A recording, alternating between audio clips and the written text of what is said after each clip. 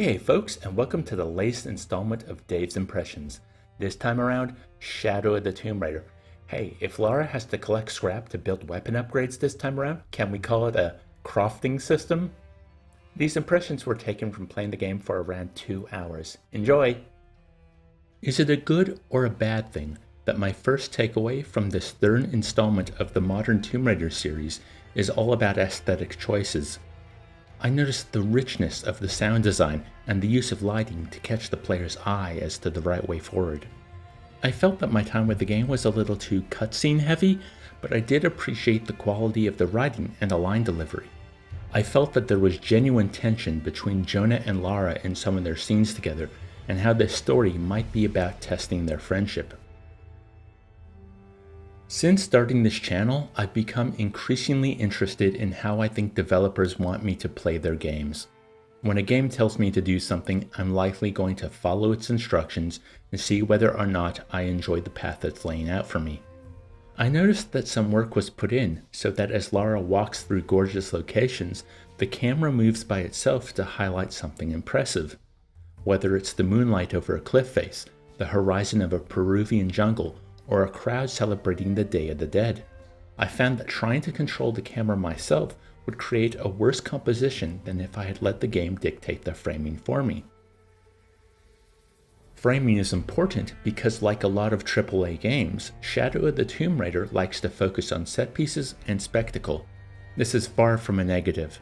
When the town started to flood and I had to stop Lara slamming into debris while she was caught up in the rapids, I had a huge smile on my face. I've already mentioned the jungle vistas, but jumping from branch to branch in the trees put a smile on my face.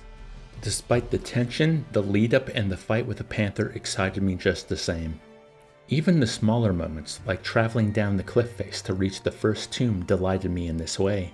Shadow of the Tomb Raider has a lot of individual moments that I enjoyed, and hopefully over the length of the full game, these add up to a satisfying experience.